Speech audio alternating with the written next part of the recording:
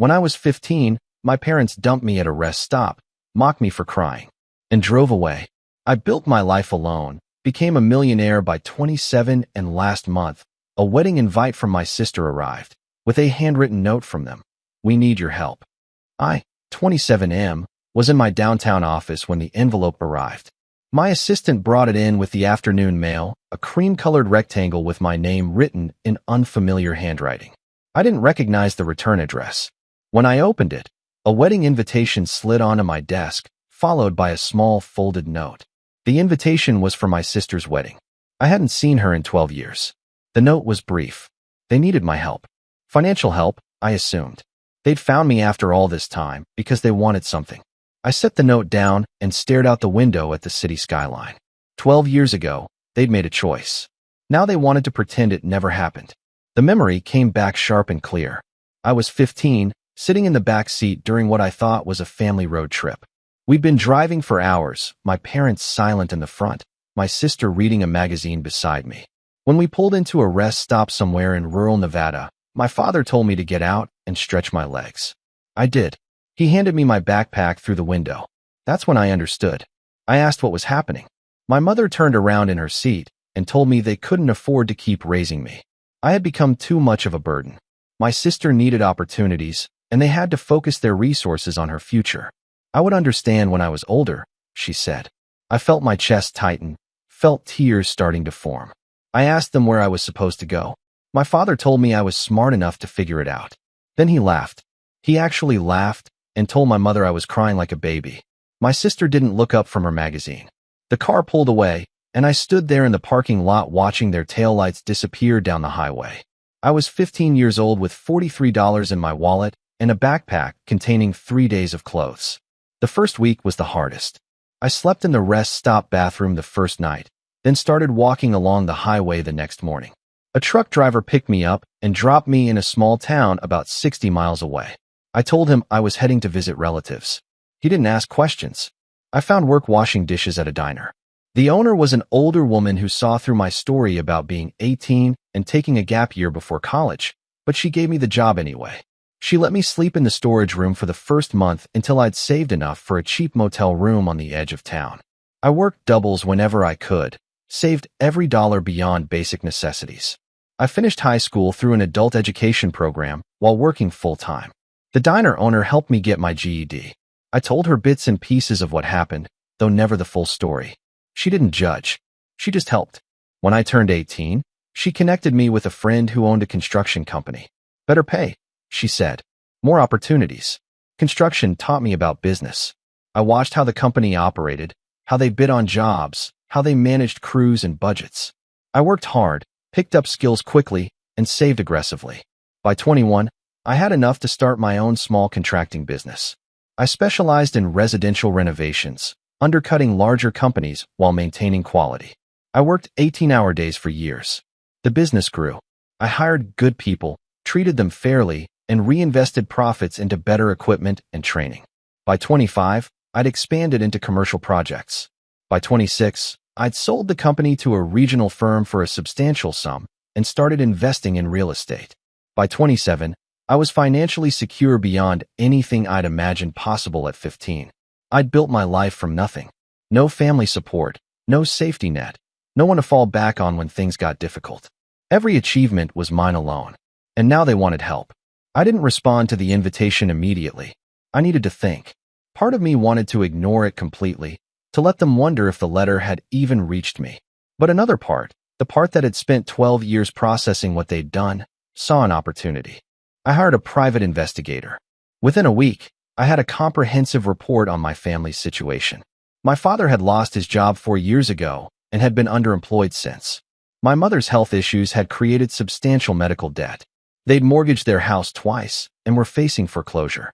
My sister, the one they'd sacrificed everything for, had dropped out of college after 2 years and worked retail. She was marrying someone equally financially unstable. They needed money for the wedding, for their debts, for everything. The investigator's report included photos. My parents looked older, worn down.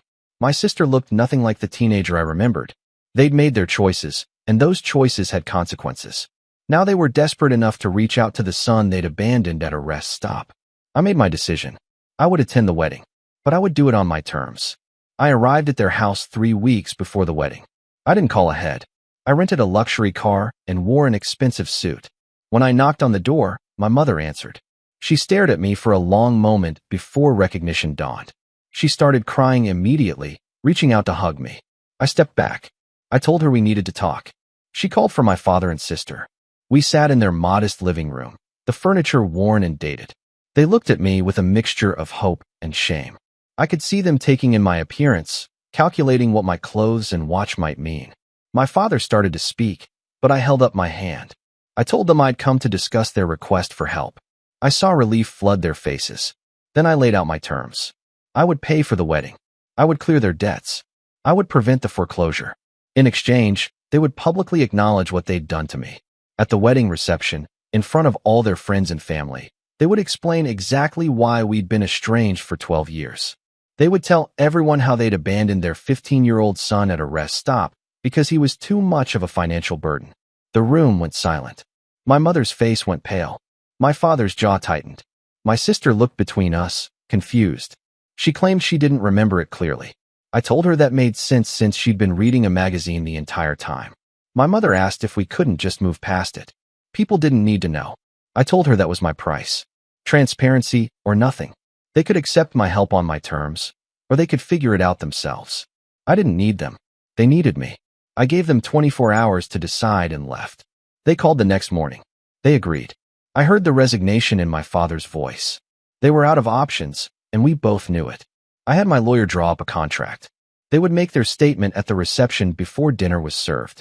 In exchange, I would wire the funds to cover their debts and wedding expenses. The next 3 weeks were surreal. I helped plan the wedding, sitting through meetings with my mother and sister about flowers and catering.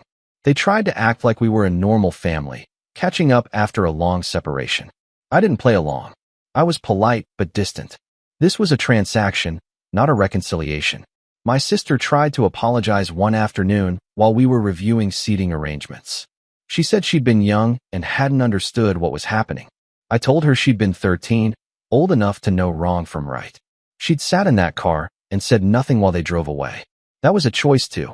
She started crying, saying she felt guilty about it for years.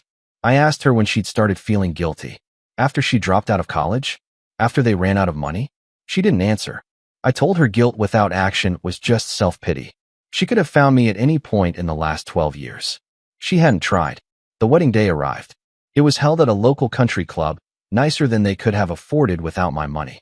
I recognized some relatives as guests arrived, though none recognized me. I'd changed significantly since 15. I was taller, broader, more confident. I looked successful, which I was. The ceremony was standard. My sister looked nervous walking down the aisle.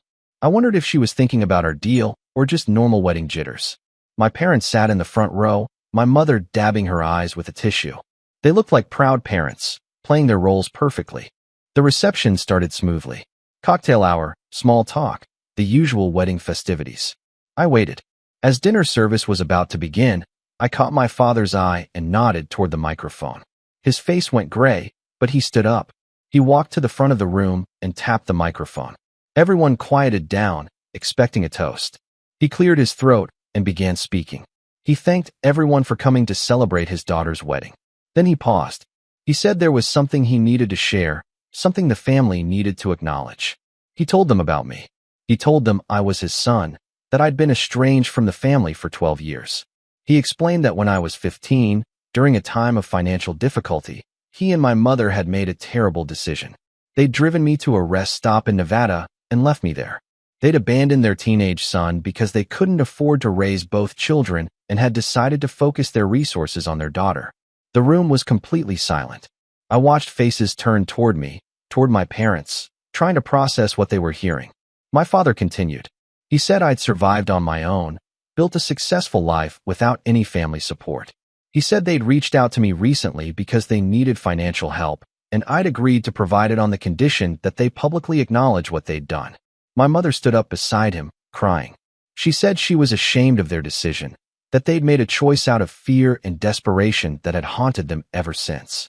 She said they didn't deserve my help or forgiveness, but they were grateful for both. My sister remained seated, staring at her plate. Some guests were crying. Others looked angry. A few got up and left. The rest sat in stunned silence. My father finished by saying they hoped that by being honest about their past, they could begin to make amends, though they knew they could never truly repair what they'd broken. He sat down. The room stayed quiet. Then someone started a slow clap. It was my sister's new husband. He stopped quickly when he realized no one else was joining in. The wedding planner, clearly panicked, announced that dinner would be served. Slowly, awkwardly, conversations resumed at a murmur. I didn't stay for dinner. I'd gotten what I came for. I walked out of the country club and got in my car. My phone started ringing almost immediately. Relatives I hadn't spoken to in over a decade, suddenly interested in my side of the story. I ignored them all. The next morning, I received an email from my mother. She wrote that the rest of the reception had been difficult, that many guests had left early, that relatives were upset. She said my father was humiliated, that my sister was devastated. She asked if I was satisfied with what I'd done. She said exposing them publicly was cruel, that they'd already agreed to acknowledge their mistake privately if I'd asked. I wrote back. I told her that private acknowledgement meant nothing. They'd wanted to keep their reputation intact while benefiting from my success. They'd wanted to pretend we were a normal family who'd simply lost touch. I'd given them a choice, and they'd made it. Actions have consequences. They'd taught me that lesson at 15. She responded asking if I felt better now, if my revenge had been worth it. I thought about her question. Did I feel better? Not really. I felt hollow. 12 years of anger and hurt didn't disappear because I'd forced them to admit what they'd done. But I also didn't regret it. They'd made me feel worthless at 15. I'd proven them wrong, and I'd made sure everyone knew it. Update 1. 2 months after the wedding, my sister filed for divorce. Apparently, her husband couldn't handle being associated with the family scandal. My parents' extended family had largely cut them off, disgusted by what they'd done. My mother sent several more emails, each more desperate than the last.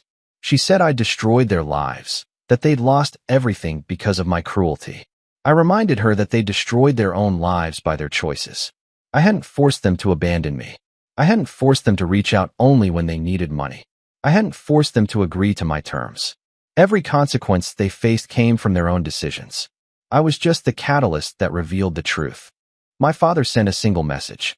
He said he understood why I did what I did, that he probably deserved it, but that I'd hurt innocent people too. My sister hadn't made the choice to leave me. My mother had been following his lead. I'd punished everyone for his mistake. Did that make me better than him? I didn't respond immediately. His question bothered me more than I wanted to admit. I'd wanted them to feel the shame and isolation I'd felt. I'd succeeded. But had I become the kind of person who calculated revenge rather than offering grace? Had surviving on my own made me harder, colder, less capable of forgiveness? Update 2. 6 months later, I received a letter. Not an email, but an actual handwritten letter forwarded from my office. It was from the diner owner who'd helped me when I was 15. She'd read about the wedding incident online. Someone had posted about it on social media, and she'd recognized the details. She wanted to know if I was okay. I met her for coffee. She was older now, retired, but still sharp. She asked me if I was happy with how things had turned out. I told her the truth. I wasn't happy, but I wasn't unhappy either. I made my point. They'd faced consequences. That had to be enough. She asked me what I'd wanted to happen. I realized I didn't have a good answer. I'd wanted them to hurt like I'd hurt. I'd wanted them to acknowledge what they'd done. I'd accomplished both. But the satisfaction I'd expected never materialized. Instead, I just felt tired. She told me something that stayed with me. She said that surviving isn't the same as healing. I'd survived being abandoned, built a successful life, proved I didn't need them. But I'd never actually processed what they'd done to me. I'd just buried it under ambition and success. The wedding had been my attempt to finally deal with it. But revenge wasn't the same as closure. I asked her what closure looked like. She said she didn't know. It was different for everyone.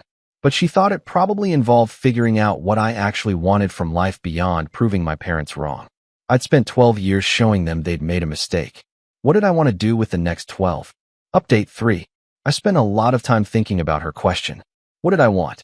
I'd achieved financial success, but I had no close relationships. I'd been so focused on not needing anyone that I'd never let anyone get close. I'd proven I could survive alone, but I'd made loneliness my default state. I started therapy.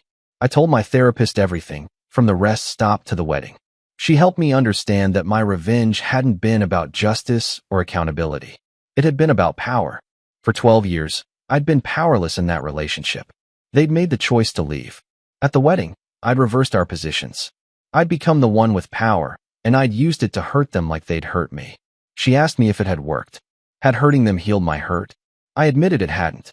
The pain I'd felt at 15 was still there, just buried under layers of anger and achievement. Making them suffer hadn't diminished my suffering. It had just created more suffering. I thought about reaching out to them. Not to apologize exactly, but to try to have an honest conversation. But I wasn't ready. Maybe I never would be. What they'd done was unforgivable, and I didn't owe them forgiveness. But I was starting to realize that holding on to anger was only hurting me now. Last week, I donated a significant amount of money to organizations that help homeless youth and teens aging out of foster care. Kids like I'd been, alone and without support. I couldn't undo what happened to me, but I could help others in similar situations. It felt better than revenge had. I don't know if I'll ever have a relationship with my family again. The trust is gone, broken irreparably that day at the rest stop. But I'm working on building other relationships, on letting people in, on creating a life that's about more than just proving I didn't need the people who abandoned me. The wedding invitation sits in my desk drawer. Sometimes I take it out and look at it, reminded of both my parents' failure and my own. They failed me by leaving. I failed myself by letting their abandonment define me for so long. I'm trying to do better now. Not for them, but for me. Because surviving isn't enough. I want to actually live.